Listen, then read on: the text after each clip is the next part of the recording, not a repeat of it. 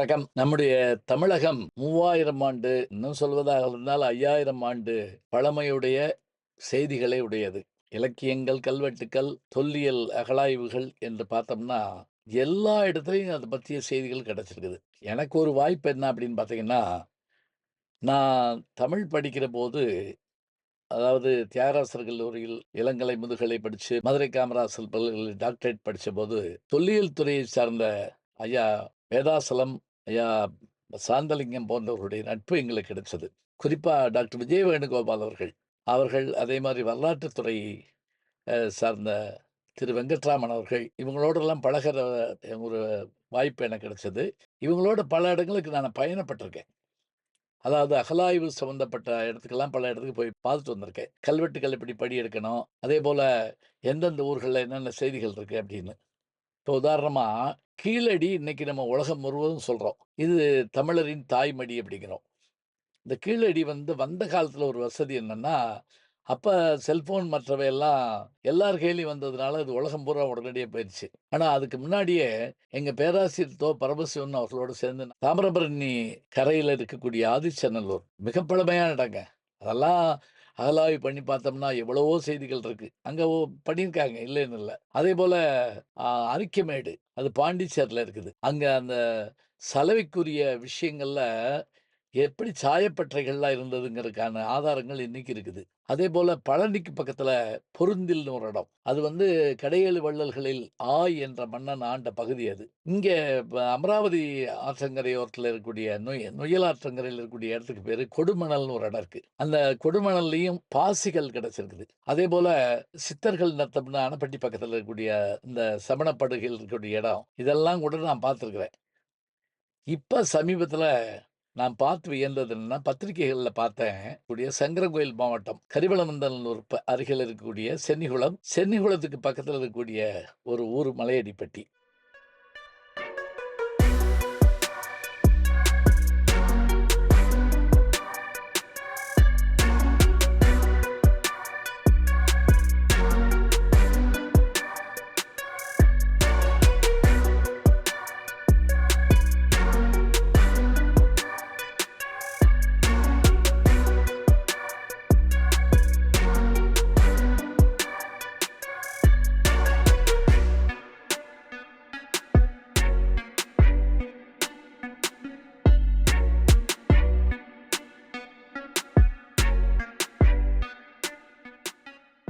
அந்த பற்றிய செய்திகள நான் பத்திரிகையில படிச்சேன்.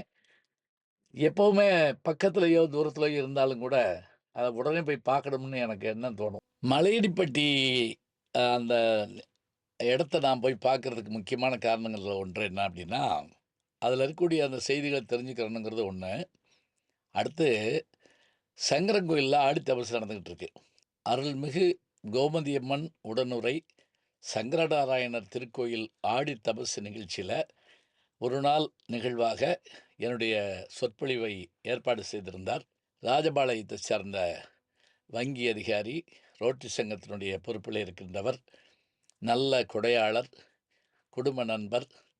எத்தனை பேர் வந்திருந்தாலும் அத்தனை பேருக்கும் பரிசுகளை வாரி வழங்கக்கூடிய வள்ளத்தன்மை கொண்டவர் நண்பர் முருகன் அவர்கள்.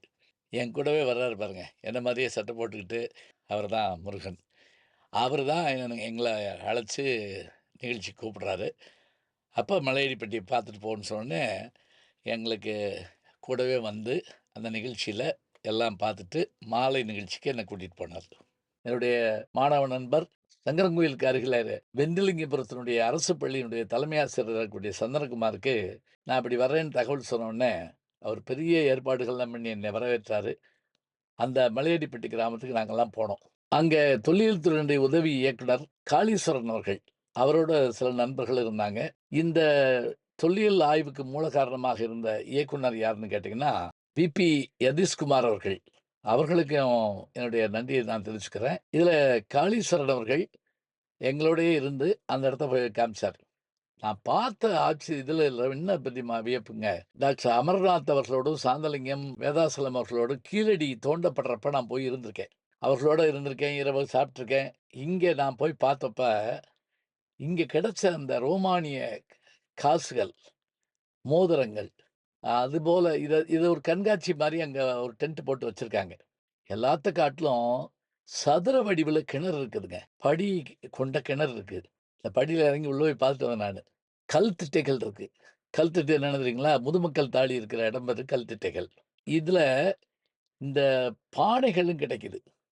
சிவப்பு நிற பானைகள், கருப்பு நிற பானைகள். அதுல சில குறியீடுகளும், ஓவியங்களும் இருக்கு. அதெல்லாம் அங்க எடுத்து வச்சிருக்காங்க வரிசையா. பானைங்கிறது ரொம்ப முக்கியமான ஒண்ணு.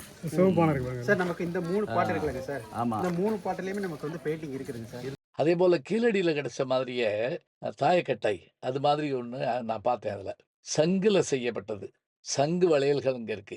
ரோமானிய காசு கிடைக்குது. ரோமானிய தங்க அடையாளங்கள் கிடைக்குது. குறியீடுகள் கிடைக்குது. இது எல்லாமே மலையடிப்பட்டியில நடந்துட்டு இருக்கு. அது கடுமையான வெயில்ல ஒரு 10 50 பேருக்கு மேல வேலை பார்த்துக்கிட்டு இருக்காங்க. 3 அதிகாரிகள் இருக்காங்க. அதுல இன்னும் புதிய செய்திகள் சொல்லப்படுமானால், நமக்கு இன்னும் ஆச்சரியங்கள் கிடைக்க காத்திருக்கு. கரிவலம் நல்லூரும், மலையடிப்பட்டியும். எனக்கு என்ன ஒரு மகிழ்ச்சின்னா, அந்த பகுதியில தான் மருது படம் எடுத்தார். டைரக்டர் முத்தையா அவர்கள் மருது படம் எடுக்கிறப்ப, நான் அந்த பகுதிக்கு போயிருக்கேன். அப்ப இந்த பகுதிகள்ல இருக்கக்கூடிய தொல்லியல் எச்சங்கள் வந்து, நம்முடைய வரலாற்றை நமக்கு நினைவூட்டுகின்றன. அந்த செங்கல பார்த்தாலே ஆச்சரியமா இருக்குதுங்க. அவ்வளோ சதுர வடிவிலான பெரிய செங்கல் அது. படிக்கட்டு, அ பானைகள். அதே மாரி அத நகை போன்ற பொருள்கள். இவெல்லாம் பார்க்க பார்க்க ஒவ்வொரு அடுக்குக்கு கீழ போக போக, அதனுடைய காலம் பின்னோக்கி சென்றுகிட்டே இருக்குங்க. நாம வந்து கால எந்திரத்தில ஏறி பயணப்படுற மாரி இருந்தது. இந்த ஆய்வு தொடரும். இன்னும் பல அரிய உண்மைகள் காத்திருக்குது. தொடர்ந்து நம்ம அதெல்லாம் பார்க்க இருக்கிறோம். அங்க வந்து இதெல்லாம் எங்களுக்கு காட்டுன நண்பர்கள். மலை மேல ஒரு முருகன் கோயில் இருக்கு. அதுக்கு ஒரு படிக்கட்டு கட்டியிருக்காங்க. சிறிய பாதை தான் இருக்குது. அங்க போய் எல்லாத்தையும் பார்த்துட்டு வந்தோம். இது நெறைய செய்திகள், ஆச்சரியங்கள் கண்டுபிடிக்கப்படுறபோது, நாம அத பார்க்கலாம். 1931, 36கள்லயே அந்த ஆய்வு இதுல ரோமானிய தங்க காசுகள் கிடைச்சதாக, ஆற்று வெள்ளம் வந்தப்ப, அதிலிருந்து எடுத்து அது சென்னை அருங்காட்சியகத்துக்கு கொண்டு போடப்பட்டதாக ஒரு செய்தியும் சொல்றாங்க. அதுவும் பார்த்தோம் நாங்க. நம்ம பூமி பழமையும், பெருமையும் மிக்க ஒரு இனத்துக்கு சொந்தமானது என்பதை நாம் உலகெங்கும் தைரியமாக சொல்லலாம். நான் அங்க போயிட்டு வந்த பிறகு 2 பெரிய கூட்டங்கள்ல இந்த மலையடிப்பட்டி கிராமத்த பற்றிய செய்திகள சொல்லியிருக்கிறேங்க. மலேசியாவுக்கு போனப்பயும் சொன்னேன். மற்ற இடங்கள்லயும் சொன்னேன். உலகம் முழுவதும் சொல்லுவேன். ஏன்னா, நம்ம பெருமைய நாம சொல்லாம யார் சொல்லப் போறா?